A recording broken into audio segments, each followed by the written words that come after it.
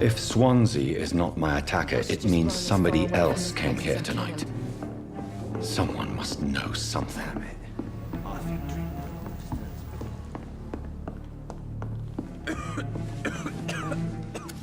Good evening, sir. I wondered if I could ask for your help. Wow, you look like you need a drink. Yes. I apologize for my outfit.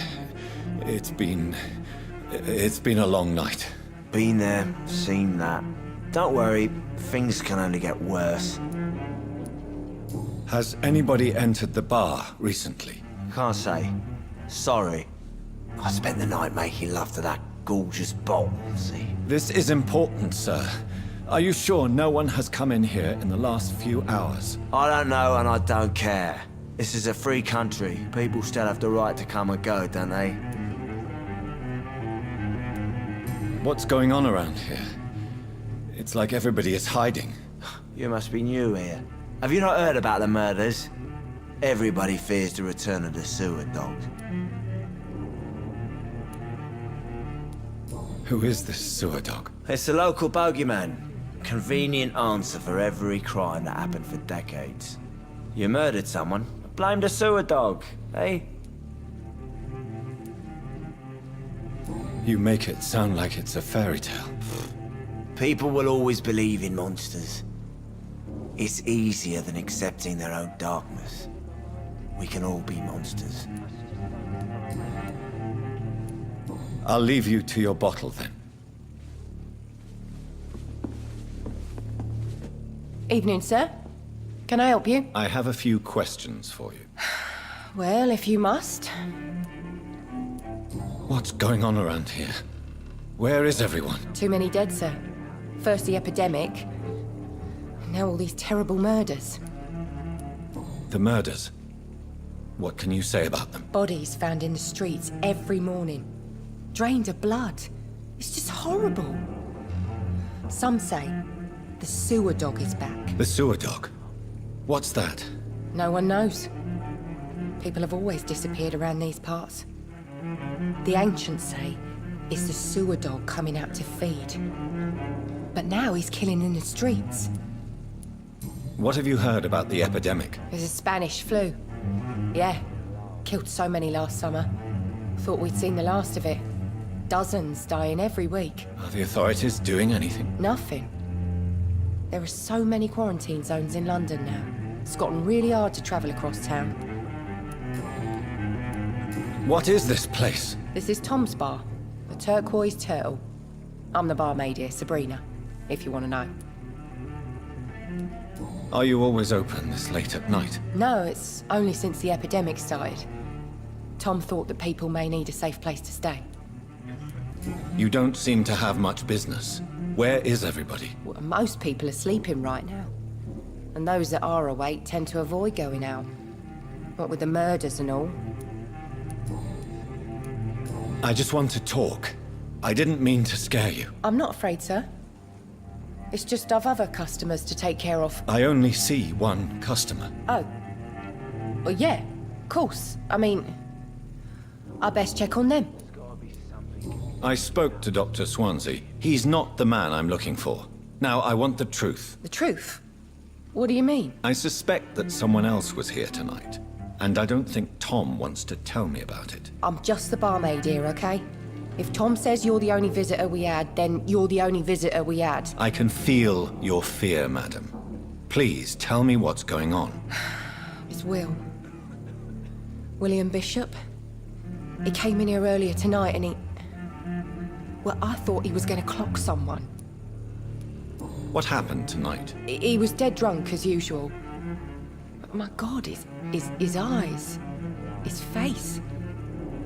He must have caught something awful. He shouted and cried. It was terrible. Why are you so afraid? I mean, his skin. His hands. I scrubbed every glass and every chair that he touched. God, I hope it's not contagious. Tell me about this William Bishop. Will was a sailor who worked at the canning factory before he lost that job. A nice bloke, really. He's never been violent. Until tonight. Why keep it a secret? Why not tell me about it? Tom's nothing if not loyal. After Will lost his job, he offered him one ear. They used to be good mates. But recently, well, Will started to get very aggressive. I see. Thank you for your candor. I'll be sure to talk to Tom.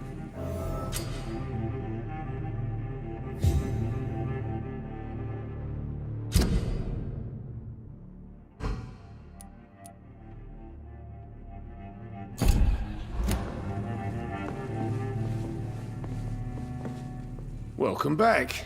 Did you find what you were after? I can't say I have. Are you sure no one else came into your bar before I arrived? Hey, I told you, you were the only other stranger I've had. Tom, talk to me about the visit from your old friend, William. Yes, Will came by tonight, but he's not my friend anymore. Why lie to me if he is not your friend? I didn't lie. I said you were my only unannounced customer, and that's the truth. Who is he? William. Just an old sailor who loves his gin too much. He worked for years at the canning factory before it closed. Is he dangerous? Yeah. Like many drunks, he's all bark and no bite. He can barely stand up most of the time. How was he tonight? Was he different? Sicker than usual, perhaps. He whined and mumbled about how mean people were to him and how he'd like to talk to me outside, and then he left when I refused. I need to find him. It's a matter of urgency. Do you know where he is? You could try his boat. It's up by the North Pier. He sleeps there when he's too drunk to get home. Please describe him to me. What'd you expect? He's a tall, sick bastard with a bad rash and torn old clothes. William used to be strong. Now he's a mess. Thank you, Tom. If you see him, tell him I don't want him back here unless he cleans up his act, okay?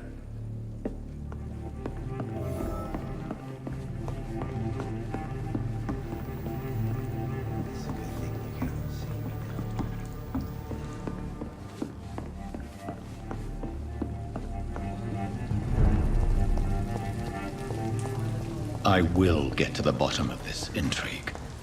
What's been done to me, to this city.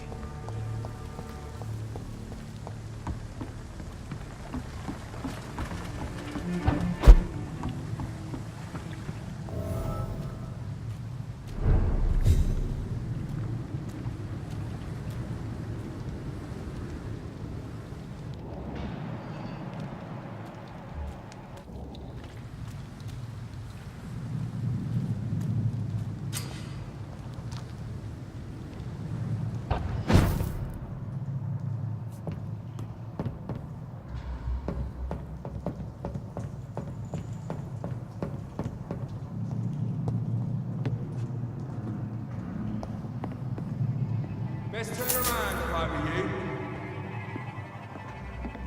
Last warning, sir!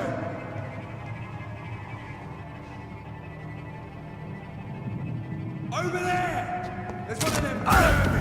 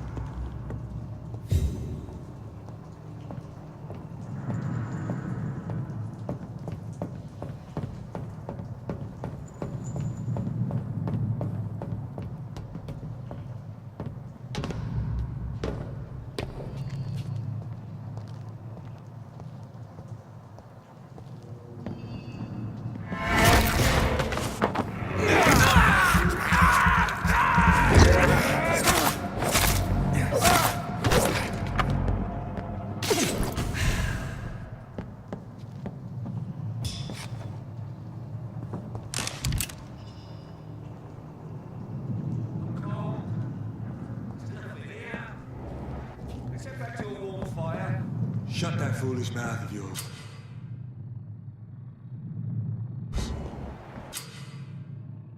Never know McCullum to be wrong about anything. Right. No time I can remember. But I've only been part of the guard 3 weeks to the day. All the more reason to shut it, Mr. Billy. If the man says a bloodsucker's dug in here, you've got one job, and that's to find it. And find it fast. It's fair enough, Tom. But why do they hide where it's so damn cold?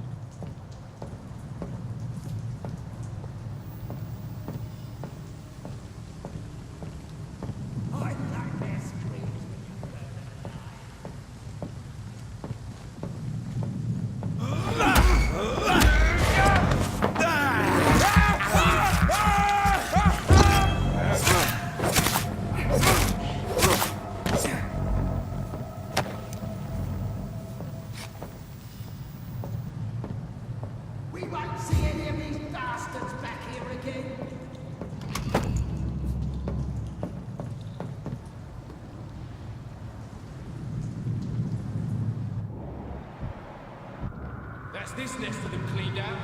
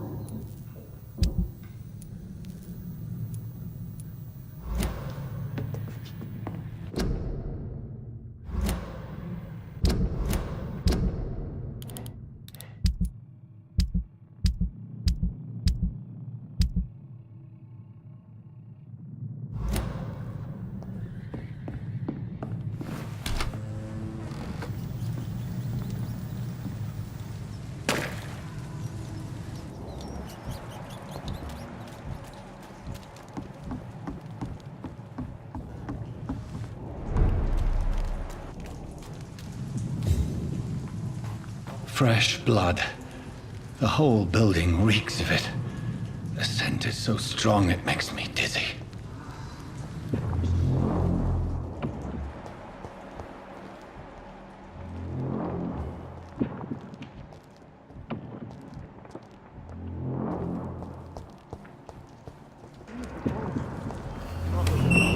This place reeks of bloodshed. Must have more. Oh, dear God. This creature is bedeviled. I must put it down.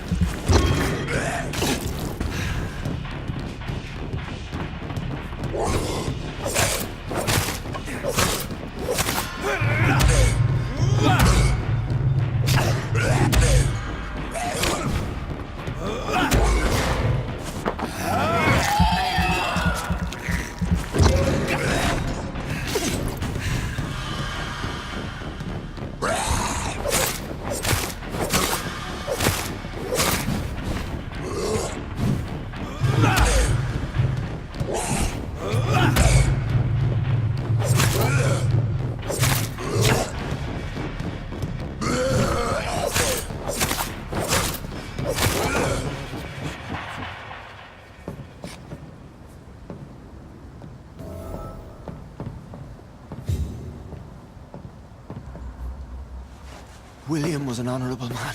I could have saved him. Mr. Hampton, are you in there? We knew him well, another lost soul, a kindred spirit. Sir, listen to the sound of my voice. I'm a doctor. You're suffering from shock. I must return to my flock. They'll stray without me.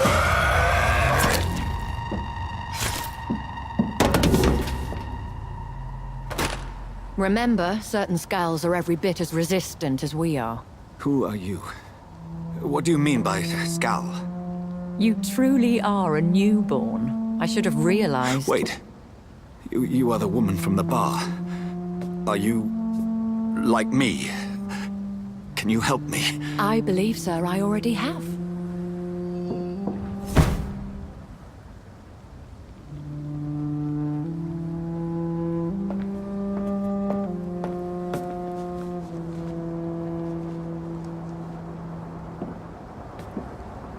By George and the Saints, you've solved the mystery of these terrible murders.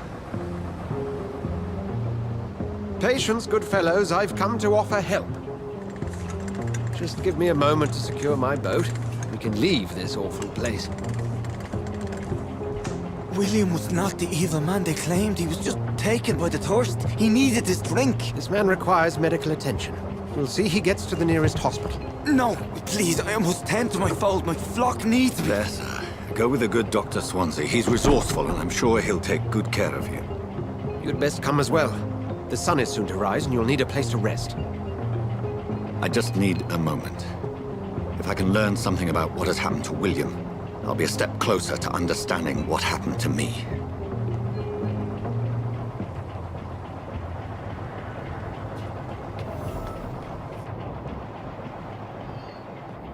This poor creature can't be my maker. Subspecies of vampire. I must find a place to analyze the blood.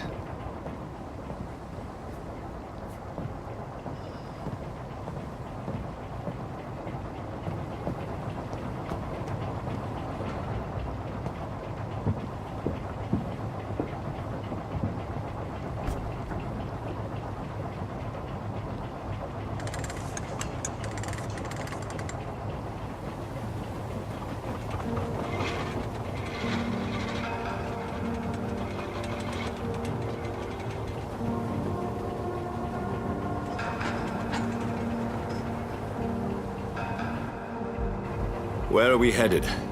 We're on our way to the Pembroke Hospital. It's just across the canal. They'll have a bed for poor Mr. Hampton. William was...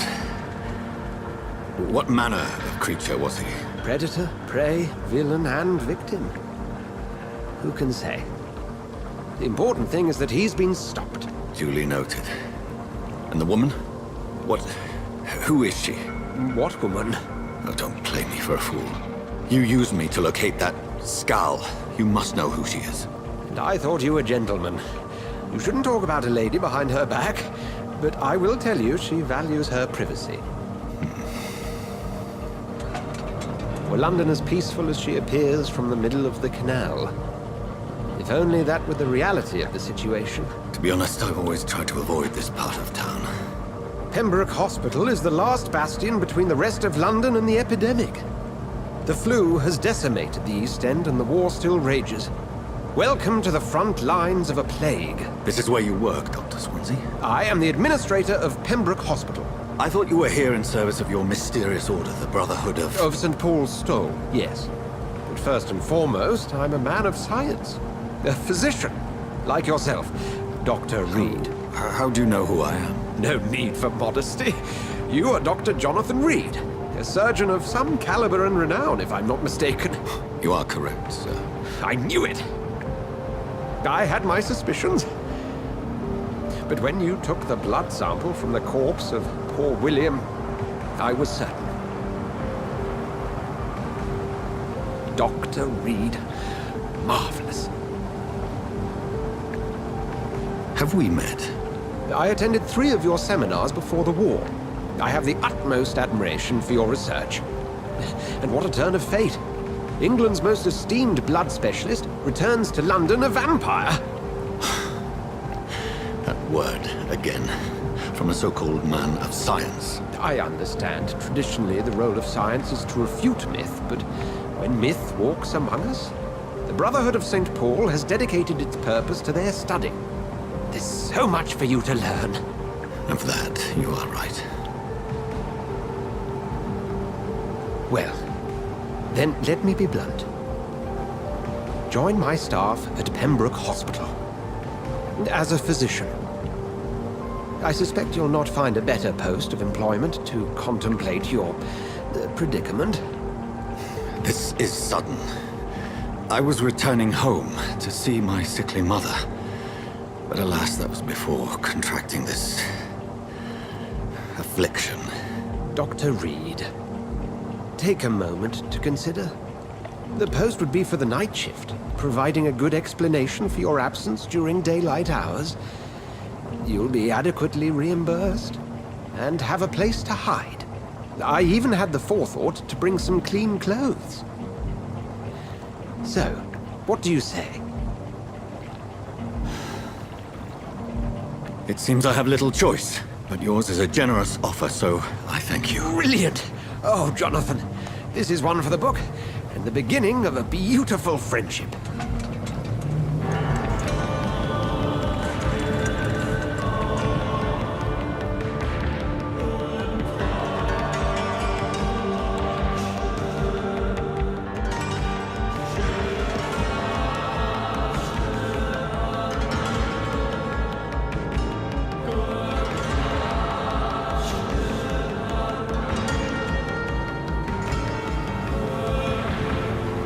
Dr. Swansea, thank goodness. I was beginning to be concerned.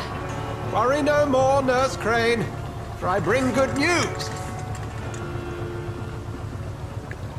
Oh, Doctor, what a night. We lost 2 more patients. Nurse Scow said she couldn't take it anymore and resigned. Yes, well, I'll make a new rota in the morning. In the meantime, find a good bed for Mr. Hampton. Be sure to pay attention to his needs. Of course, Doctor. Oh, and Dorothy? Yes, Doctor? Dr. Reed here has just returned from the front. He served King and Country and will be joining us here at Pembroke. We're very lucky to have gained a surgeon of his talent, and one so experienced in blood transfusions. That is good news indeed, Doctor. Oh, yes.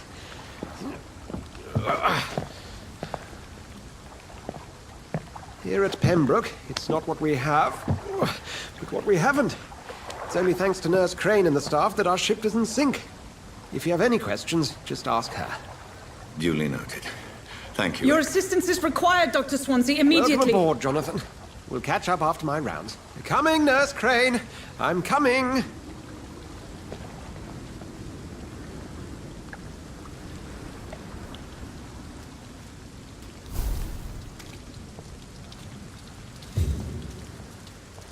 Come on, you bastard! You can do better than that!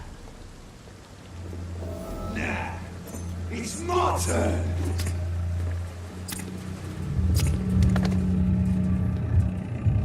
Rotten oppressy. Each heart contains the seeds of life. Drink at this river. Dry it all.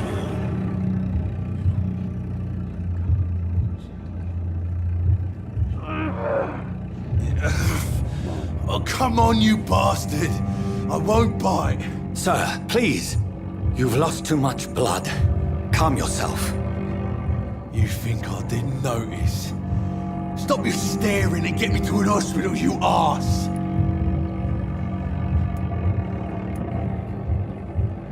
Insulting a good Samaritan. Not exactly the way to get rescued. All right, sorry. I am in pain here. My guts are spilling out onto the street and you're yabbering on. Yes. That's a very nasty wound you've got there. Take my word, I am a doctor. Dr. Jonathan Reed. Name's Clay Cox. I'd appreciate you helping me to a better place, Doc. Follow me, Mr. Cox. Let me assist you to that better place.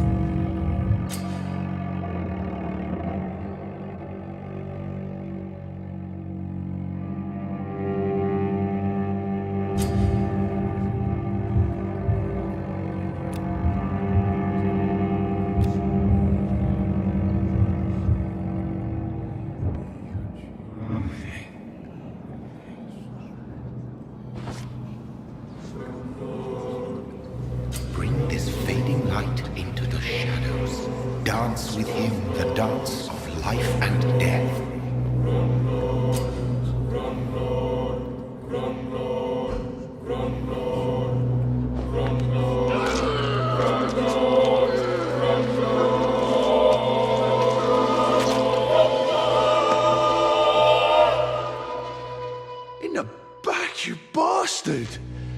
didn't have the guts to fight me. Fuck you. I'll kill you. I'll kill you.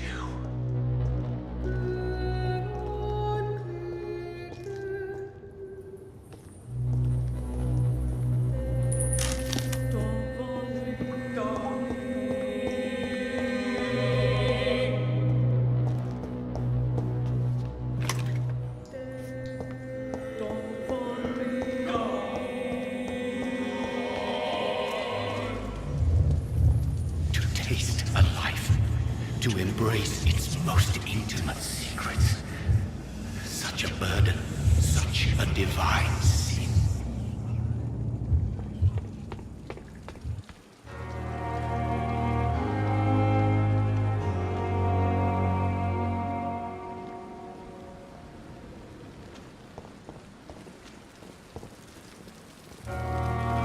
Doctor, where have you been?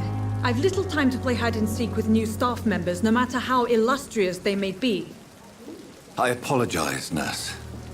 I needed some time to myself. This has been the longest and strangest night of my life. You delivered poor Mr. Hampton from a terrible fate. The means to that end should be of little concern, Doctor. Thank you, nurse. What can I do for you? Dr. Swansea insisted we provide you a quiet office. You'll find it on the second floor with your name on the door. Thank you. Nurse Crane, isn't it? Yes, Dorothy Crane. Welcome to Pembroke Hospital, Dr. Reed. Your office has been prepared. I would like to ask a few questions first.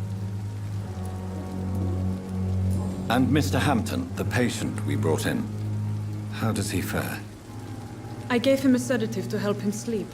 Poor thing was in quite a state of shock. What kind of man is Dr. Swansea? Well, you accepted the job from him. I thought you would have known about your employer.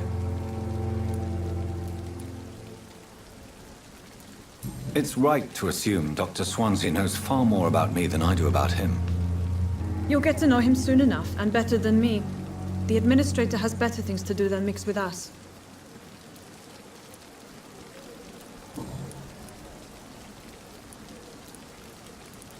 If you could point me in the direction of my room again, nurse.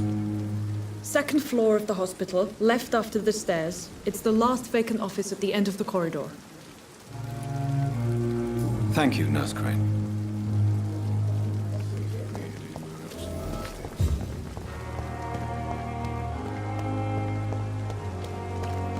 Dr. Swansea is right. This place seems perfect to conduct my research. Come now, we can handle this.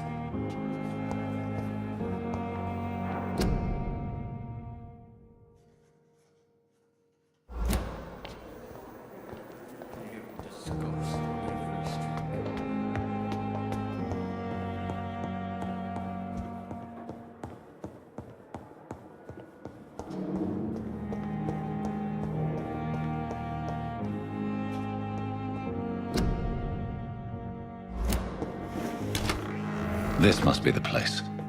It's definitely away from prying eyes. Relegated to the shadows. A kingdom of my own. At least I won't be sleeping in a coffin.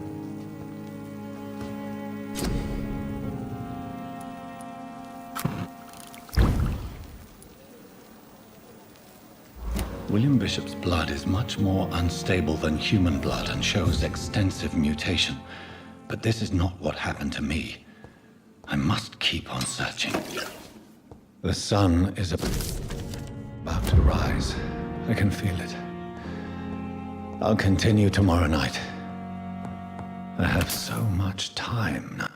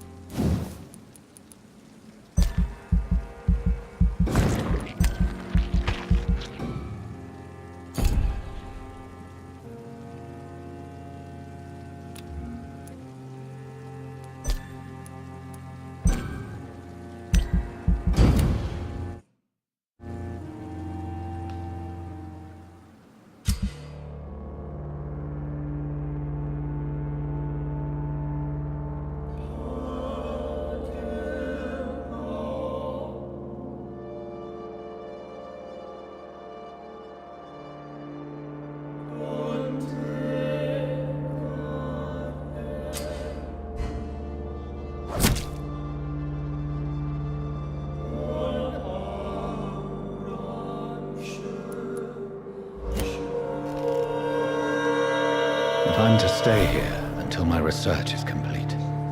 I'd better learn to hide my true nature from the mortals. But what about my thirst for blood? The flower's dying. It needs water.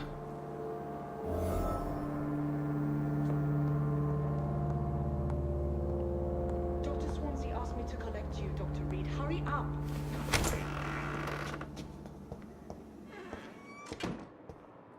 Yes, Nurse Crane? How can I help you? I'm so sorry. I know Dr. Swansea wanted you to rest, but we have somewhat of a crisis. A crisis, you say? Our supply of antiseptics is nearly depleted. I was hoping there was another box up here, but... Sorry. There's nothing here. Some of the patients won't last the night without them. Honestly, sir, I'm beside myself. I may have a solution. In France, during the war, drugs shortage was a daily problem, and we had to use our wits to overcome the shortages.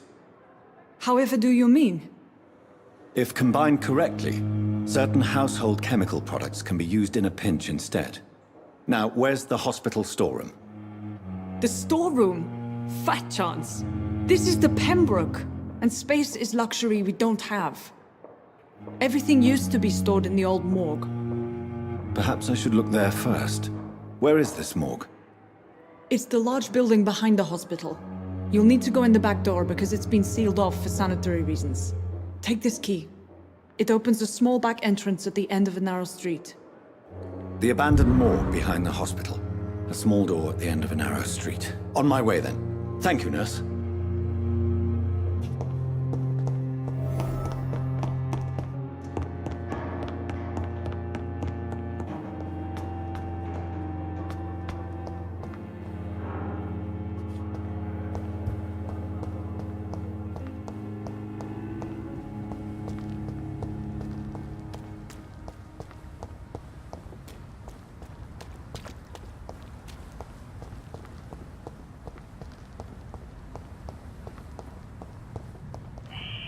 Scowl voices in the garden. I should investigate. If they were to find somebody...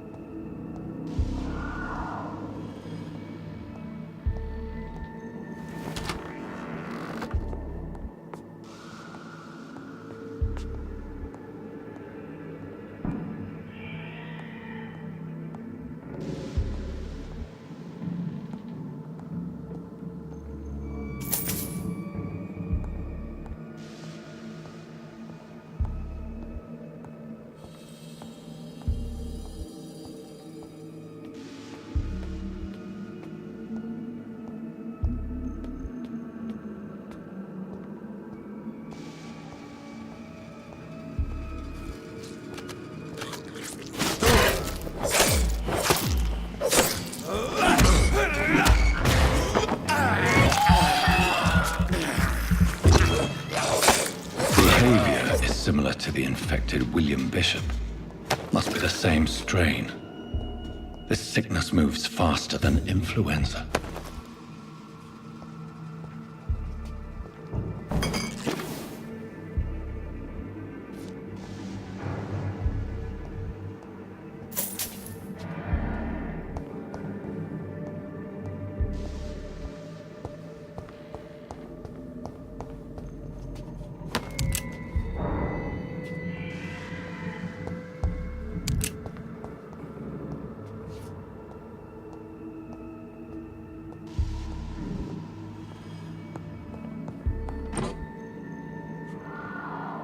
This key will surely grant me access to the basement.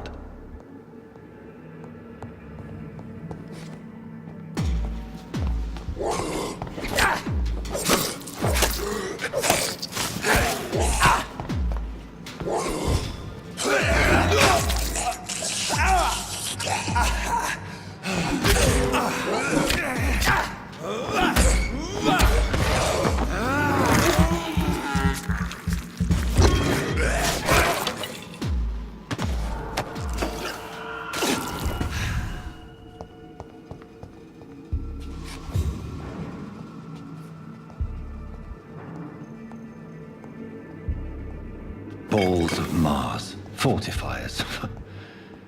As popular as they are ineffective. But they do contain iron tartrate, and that might prove itself useful.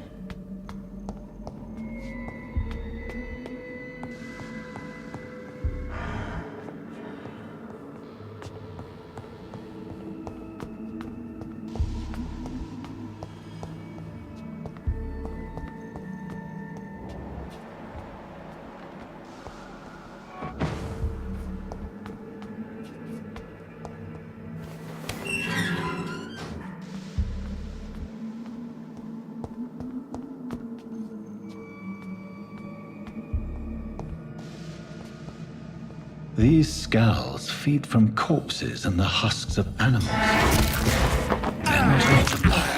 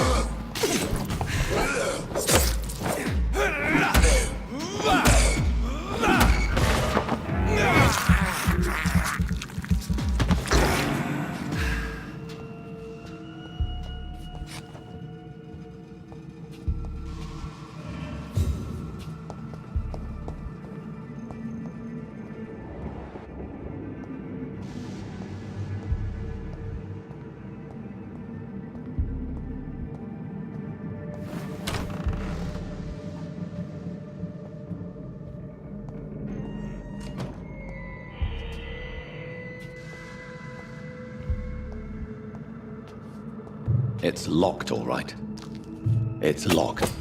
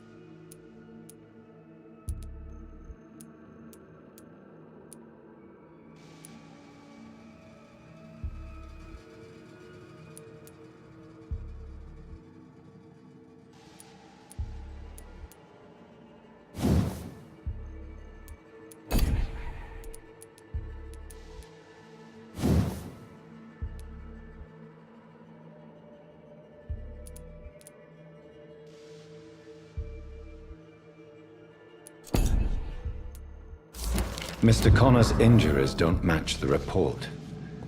I'd better look into this.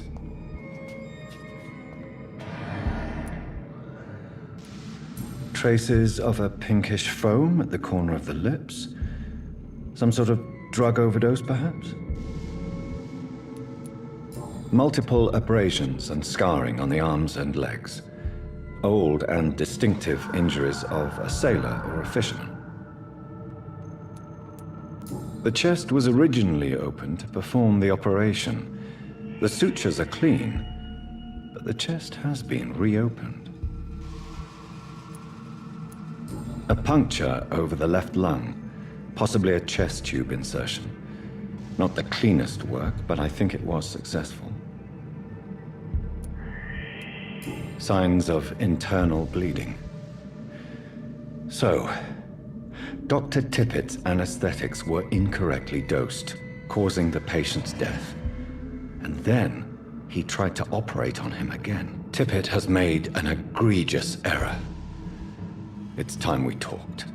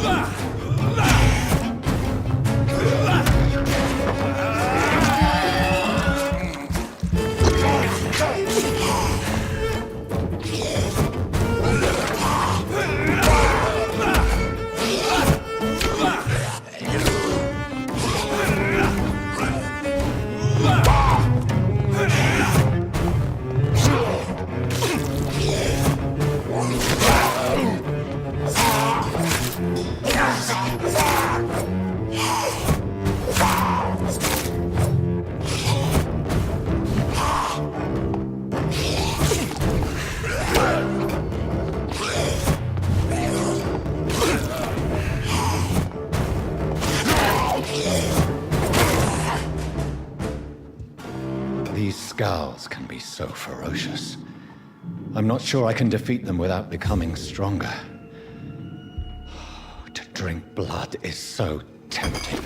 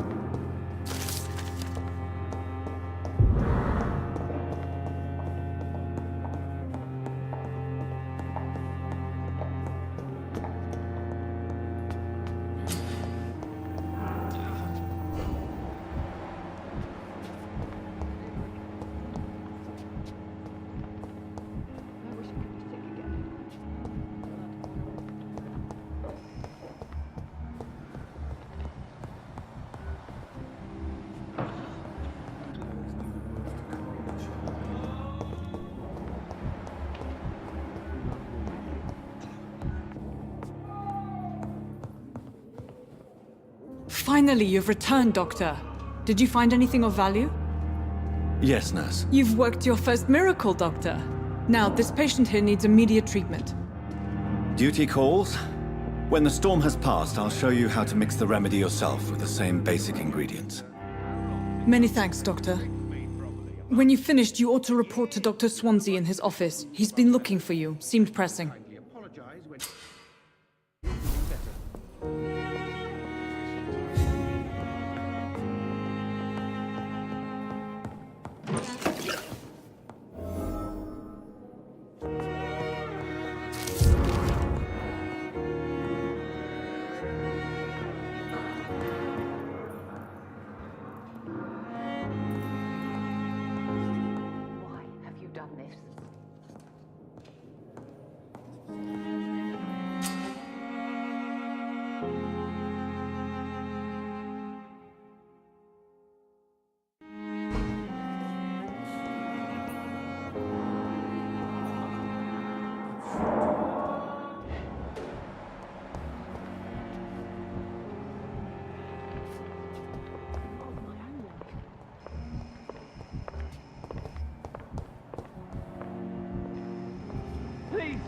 Has anyone seen my daughter?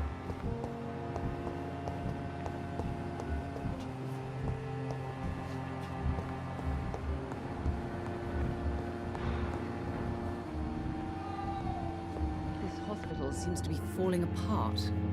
But in... Good evening, madam. Can I help you? It's my son who needs you, sir. I'm Dr. Jonathan Reed. How can I help your son? I'm Beatrice Goswick, mother of Mortimer Goswick. Could you check on him, please, Dr. Reed? I've heard much of your talents as a physician. What do you think of your reception here? Any complaints? I have had the uttermost reservations about this hospital since we arrived. But we had no other choice, considering the state of emergency. Is there something in particular that's bothering you? Some of the staff were not especially welcoming. I suspect they're not accustomed to dealing with patients of such social standing. What can you tell me about yourself, Mrs. Goswick? Not much to say. Just take care of my Mortimer and I'll cover all the expenses. That's all that matters. Are you really that rich?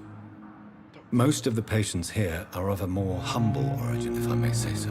Yes, thanks to my husband. May he rest in peace. I can cover any needed medical expenses. May I ask if you have an occupation, Mrs. Goswick? I'm a teacher by profession. I teach young women who are more ambitious about their futures than their families.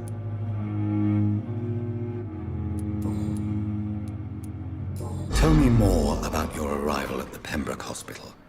What gave you such a bad first impression? The ambulance driver was quite rude, for a start. And that nurse, Miss Hawkins, seems to have quite a dubious attitude. What do you mean? She managed to secure a bed for my son despite the epidemic. It was a relief, but it wasn't cheap. She charged you for a bed? Yes, and I paid without question, considering the urgency of the situation. I share your concern, Mrs. Goswick. Be sure that I'll talk to the people involved. I don't expect compensation, Dr. Reed. But I'm aware such behavior would not be tolerated in other hospitals.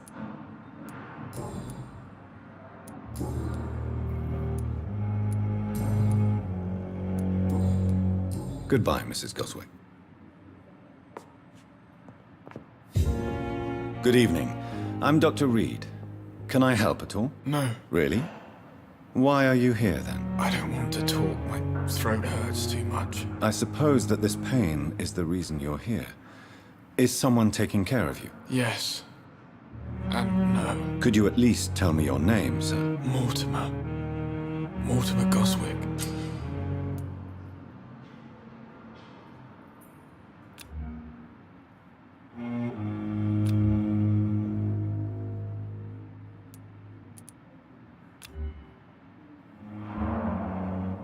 Do you need any help? I'm afraid I may, sir. I don't mean to be a burden. You are not a burden, sir. Healing you is my responsibility. And you have my gratitude for that.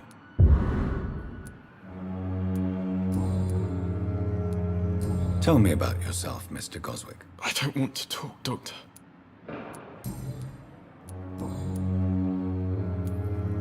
Why did your mother have you hospitalized here? She seems convinced this is a bad hospital. My mother just wants the best for me. She won't rest while I'm here. She'd go all the way to hell and back to help me.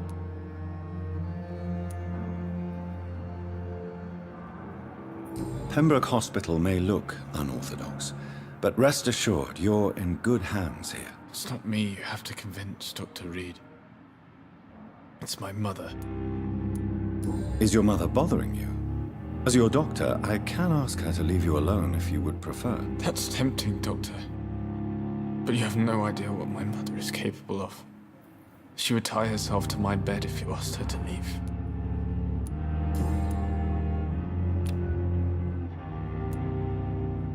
How painful is your throat, Mr. Goswick? So painful I'd rather not talk at all, Doctor. I'm sure you realize a doctor and his patient have to communicate, sir. Would it help if I gave you some paper and a pen? Not really. I see.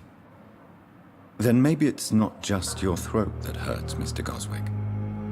Perhaps your sore throat is just the consequence of something more hurtful. Yes, maybe. But I don't want to talk or even write about it now.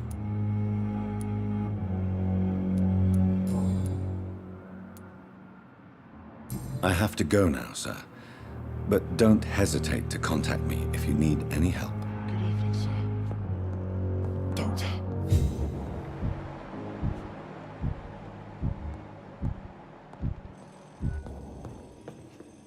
Good evening, sir. I'm Dr. Reed. I believe we're going to be colleagues. Reed? Yes, I've been informed about your arrival. I'm Waverly Ackroyd. Welcome aboard, I suppose. Does my arrival inconvenience you in some way, Dr. Ackroyd? Let us just say that I don't particularly share Dr. Swansey's enthusiasm for hiring you. What we need here are reliable professionals, not overrated dabblers.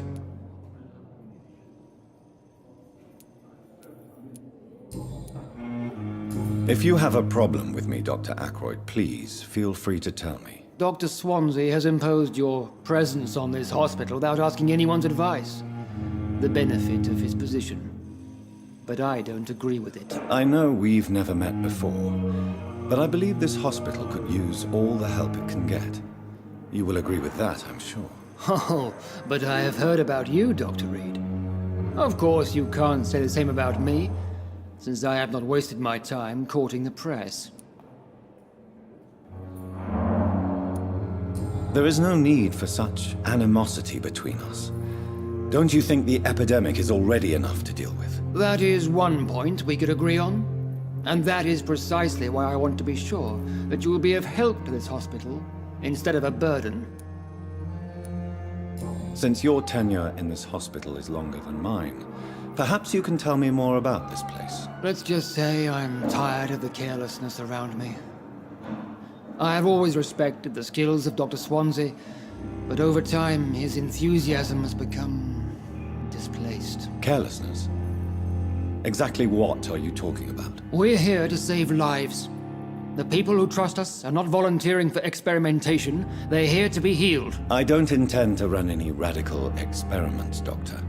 Even if I, as any good practitioner should, express an interest in pushing the boundaries of medical research. Modern medical methods were created through audacity and ego. But there are rules in our line of work, and they're here to protect our patients.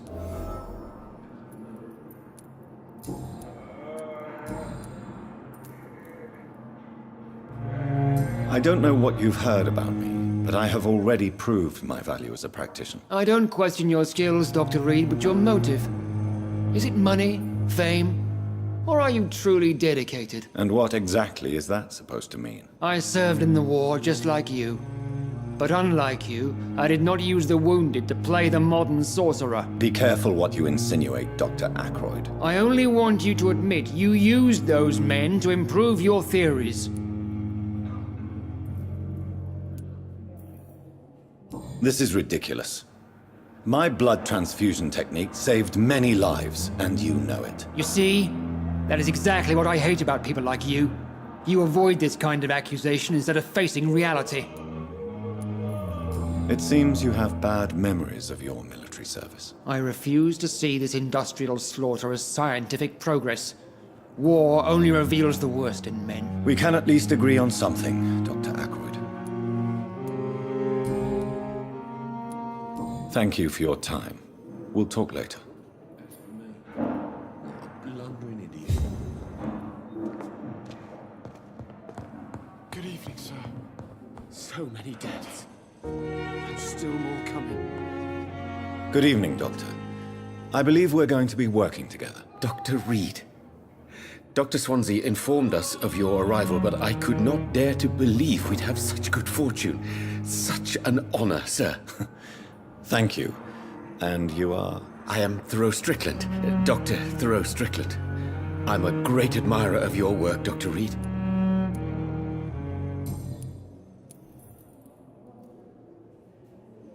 Please, could you tell me something about yourself? I'm a great admirer of your work concerning blood transfusion, Dr. Reed. I run my own experiments. I'm convinced it's the future. What made you choose to be a doctor? I'm not ashamed to admit you and your work have inspired me. I am honored to have the opportunity to work by your side. It's always a pleasure to share scientific and medical knowledge with someone eager to learn. I'll be glad to help you if I can.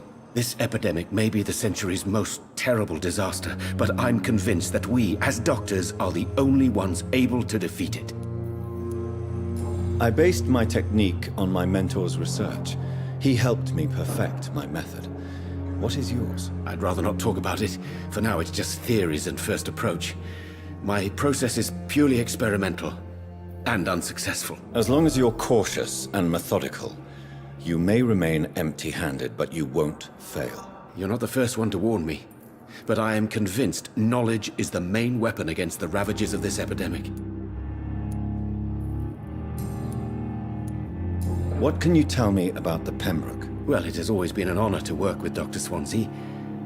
But with your arrival, I can't think of a better opportunity to learn about blood transfusion. You seem quite optimistic. It's a rare and precious attitude in these difficult times. I'm convinced that this epidemic is a test of endurance and dedication for us men of science. Questions remain about our capacity to resolve the situation. True. Last summer, during the first wave of the epidemic, I used to joke with Milton about the extra work. We're not smiling now. Do you need help with anything in particular? Well, yes, maybe. I'm waiting for a batch of products I ordered for my personal research, yet my supplier seems to have vanished. Do you want me to play the errand boy for you? Oh no, Dr. Reed. But if you went personally to his shop, what with your reputation and all, he wouldn't dare to refuse the products I need. I see. Well, give me the address, for I may pass by if I have time. What do you think of Dr. Ackroyd's aversion to modern medical methods? It's a shame he's so narrow-minded. Dr. Swansea taught me that science is about exploring uncharted territory. I'm convinced that's true. With the influenza and all that's going on, you should put your differences aside, don't you think? Why is it so difficult to work together? I believe that if Dr. Ackroyd had been the one to discover the transfusion process, he would be the first to recommend its use. So you believe it's just a question of jealousy and pride? Dr. Ackroyd is as proud as he is blinded by his obsolete concept of medical science.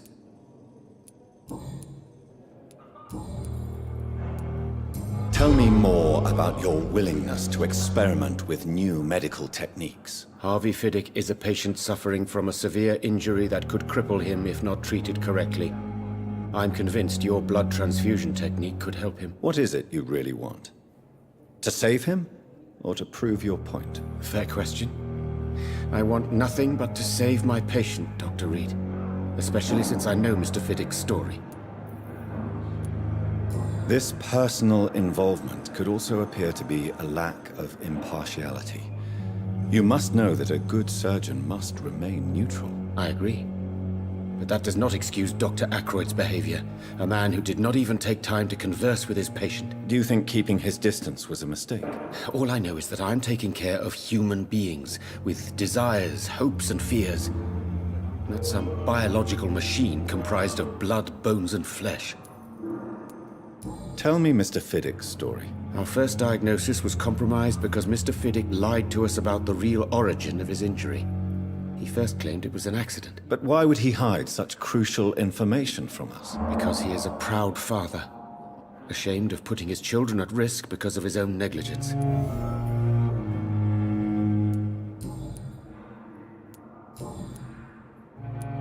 Goodbye, Dr. Strickland.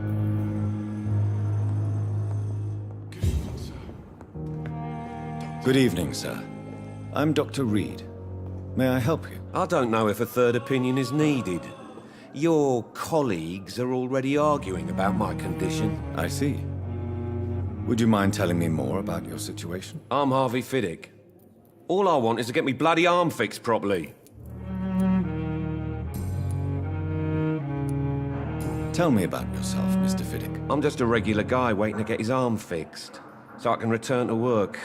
and to my family. I was more curious about what you were doing before being hospitalized. I'm a carpenter, and a good one too.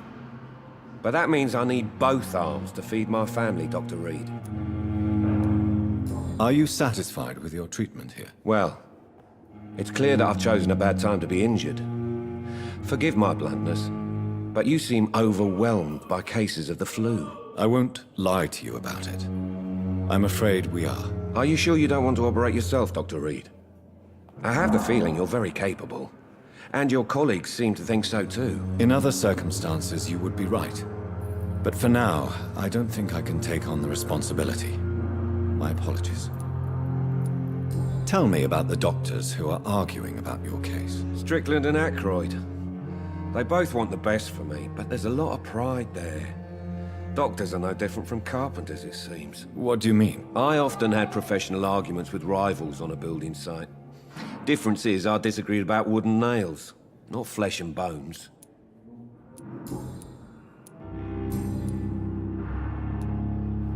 Tell me about your injury, Harvey. Why do you feel so guilty about it? My wife died because of me. And now I may lose everything because I've been careless enough to hurt myself. What an arsehole. How could your job be responsible for your wife's death? I was working a double. She went out to bring me a hot meal and got caught in a German bomb raid. You can't hold yourself responsible for your injury, Mr. Fiddick. Unless you tried to hurt yourself. Of course I didn't hurt myself. But I can't work until my arm is fixed. My children need to eat, Doctor. Tell me more about the death of your wife, Harvey. 1915. I was in the army.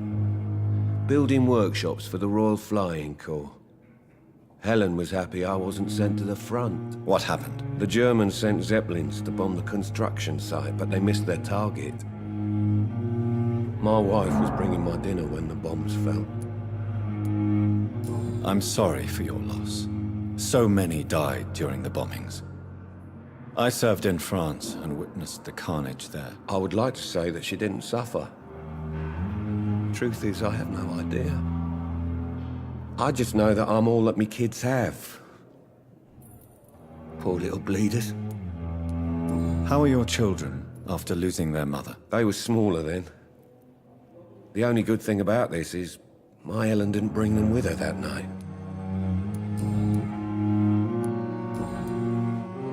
Goodbye for now, Mr. Fiddick. I'll see you later. My sweet girl. Reads me like a book. I never could keep anything from her.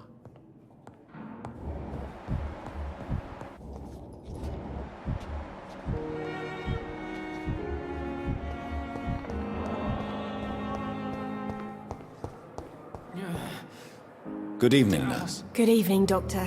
I don't think we've been introduced yet. My name is Pippa Hawkins. And I'm Dr. Jonathan Reed. Dr. Swansea has recently offered me a position in this hospital. Well, it's a euphemism that your help will be appreciated, Doctor. How would you describe the situation at the Pembroke Hospital? It's serious. The flu is wreaking havoc amongst the staff and patients. We are running out of everything.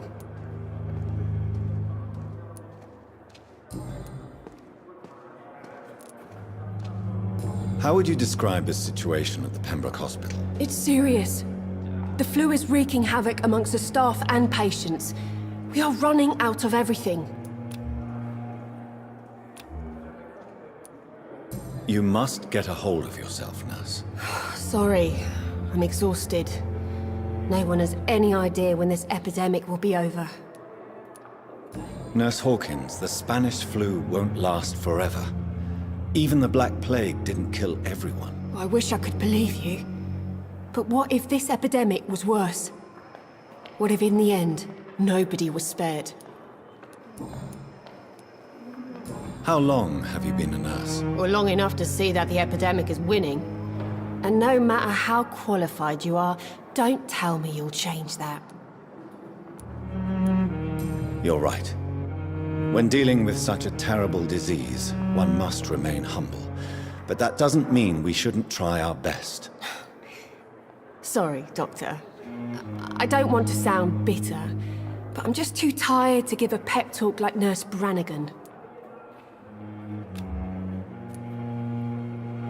How is the Pembroke staff coping with the epidemic? Well, not well.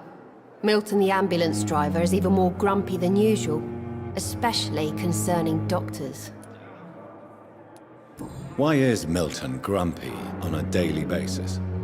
Is it just an act? Milton's not the kind of man who's bothered about a bad reputation, whether he deserved it or not.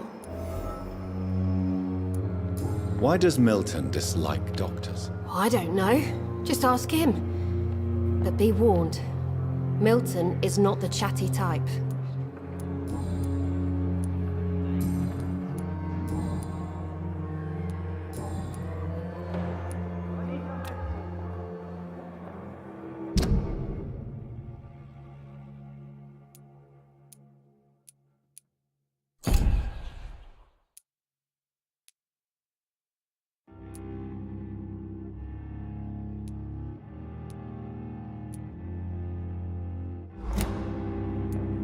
Goodbye, Nurse Hawkins.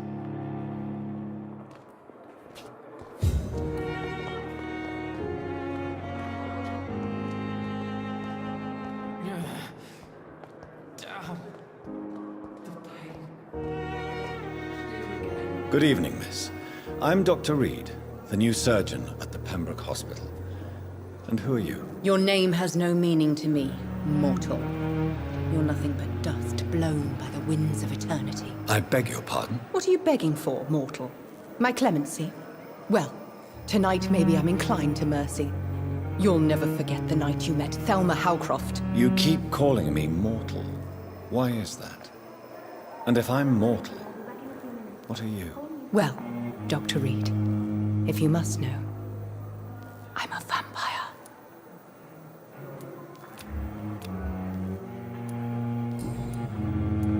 And why do you believe you're a vampire? I don't need to believe anything. It is what I am. It is what I feel within this hollow shell of flesh. Please, describe to me how you feel. What is it like to be a vampire? I can hear my body crumble from the inside as my flesh cracks and fades. I sense the last pulse of pustulant blood within my drying veins. I need new blood. I see. Have you ever heard of Cotard syndrome, Miss Howcroft? Never. It's a mental illness discovered by a French neurologist named Jules Cotard. The affected patients are delusional. They believe that they are putrefying, that they are dead, a ghost or a ghoul. Or in your case, a vampire. Delusional, you say? Oh, sad and petty mortal. You can't even begin to understand the concept of immortality. And you think it is I who am delusional.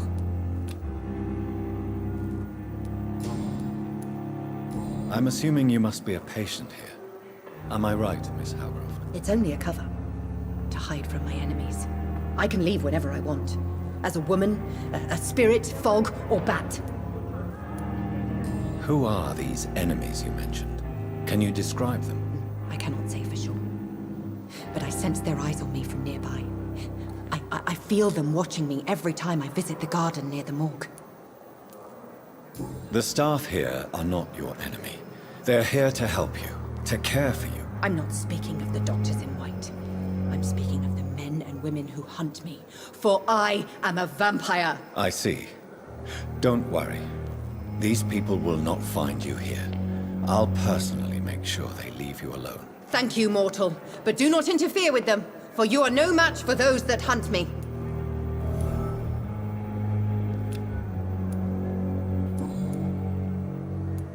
And why do you believe you're a vampire? I don't need to believe anything.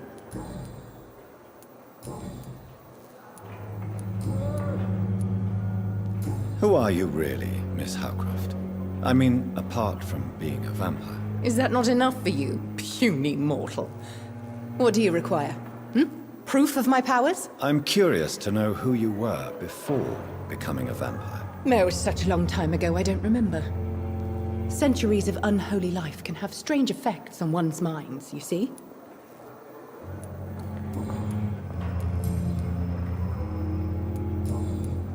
I'll leave you, Mistress of the Dark, to your nocturnal activities.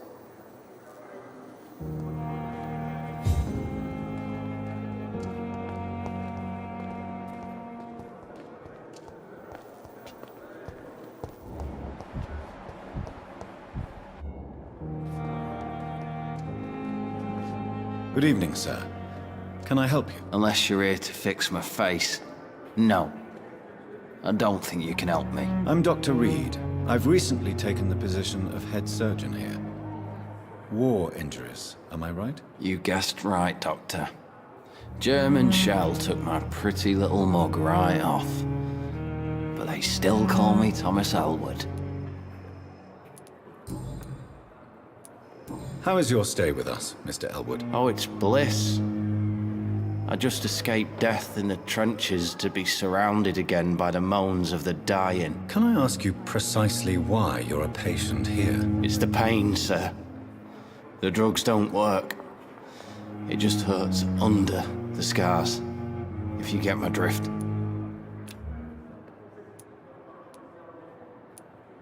Who is treating you? Is someone in particular looking after your case? Nobody since the old and tired doctor spoke to me. Started to think I was forgotten about. Won't blame you. You don't seem worried by that. My face hurts so much more when I smile or cry. I've learned it's easier not to speak. But be assured I'm smiling inside. Can I do anything for your pain? Nurses gave me a bunch of pills. No effect. Told you. It's like the flames are under my skin, burning away.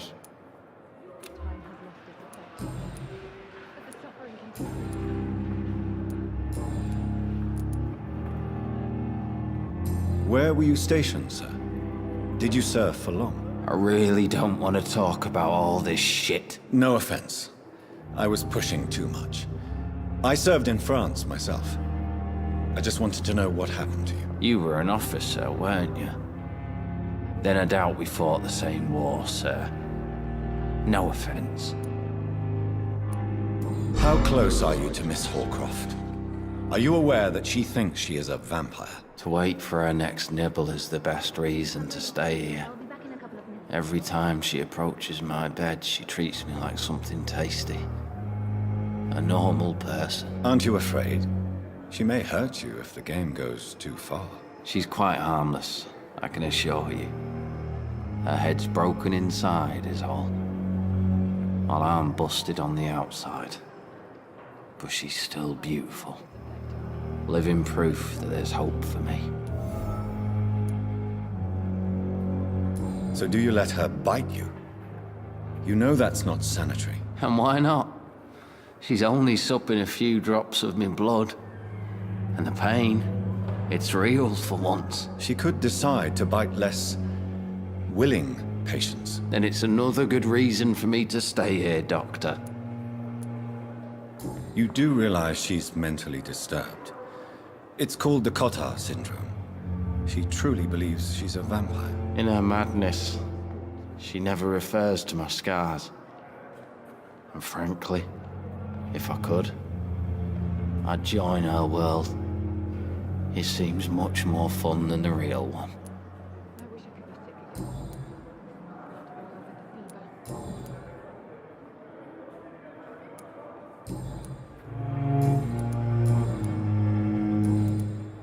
Goodbye for now, Mr. Elwood.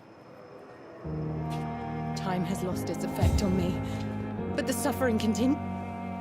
Good evening, Miss Howcroft. How are you tonight? I need blood, Doctor. Warm, rich, vibrant blood. Tell me, Thelma, why do you feel so attached to Mr. Elwood? Why him? I'm not sure, Doctor. I think we have a bond of some sort. We've both suffered so much. He's the only mortal I find interesting. Do you plan to make him a vampire too? Of course not. How could I inflict my curse on anybody else? I'm not that cruel, Doctor. Would you say you and Mr. Elwood are romantically involved? No. No, Thomas is a delicate soul. even though he disguises it. But I am not the woman he needs. No, for I am a vampire doctor.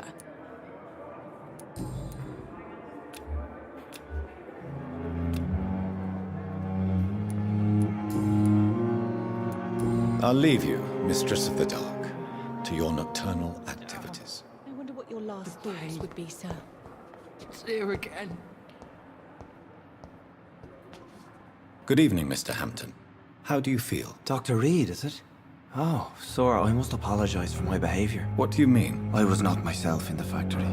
Fear and exhaustion made me say awful things to you, I'm afraid. You remained perfectly nice and polite. A little delirious, perhaps. But who wouldn't be after enduring an abduction? Thank you, Doctor. That's a relief. Now all I need to do is rest and return to my flock.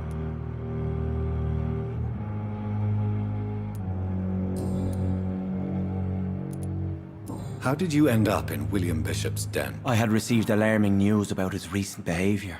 I went to his place and he refused to let me go. Why did he abduct you? William was an alcoholic. His addiction suddenly changed to blood. I don't know why. Just like a patient I met here. This Miss Hawcroft. You dared to enter this awful place alone. You're a hero, Mr. Hampton. Or a fool. I'm just a man trying to help his friends, Dr. Reed. William Bishop was a conflicted soul, searching for light.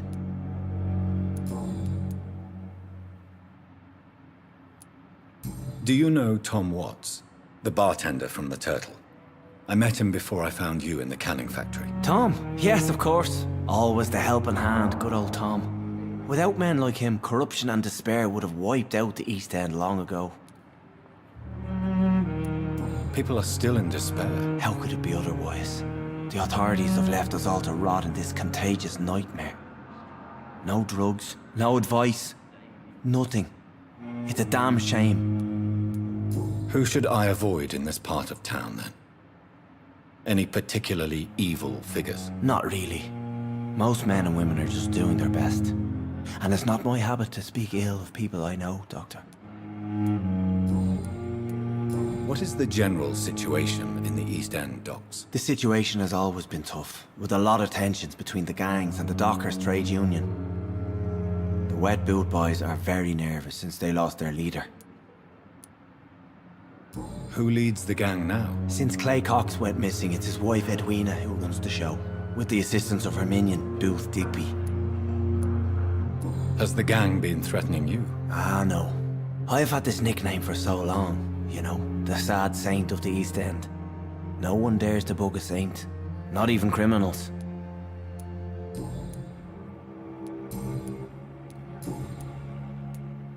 What do you do for a living, Mr. Hampton? I can't help but notice the cross around your neck. I manage a night asylum for the poor and homeless of the docks, and I try to guide the lost and hesitant on the right path to our Lord. Are you a priest, Mr. Hampton? A deacon, maybe? Not at all, Doctor. I'm just a man of faith willing to preach the good word.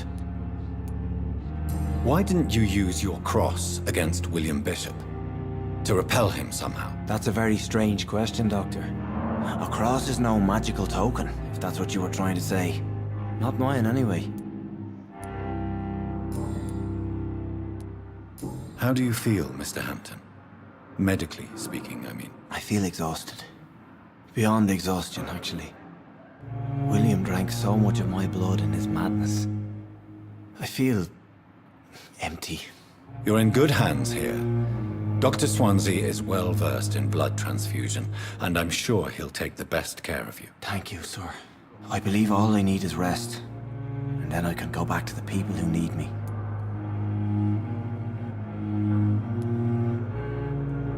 Have you made friends since you arrived? Not really, but I recognize Miss Harriet Jones. I knew her when she lived by the docks. That poor woman had such a miserable life. You never came to see her here at Pembroke? Receiving visits when sick can be an important part of the healing process, you know. We're not just bodies. You're preaching to the converted now, Doctor. To be truly honest, I thought she was dead. She left the docks many months ago.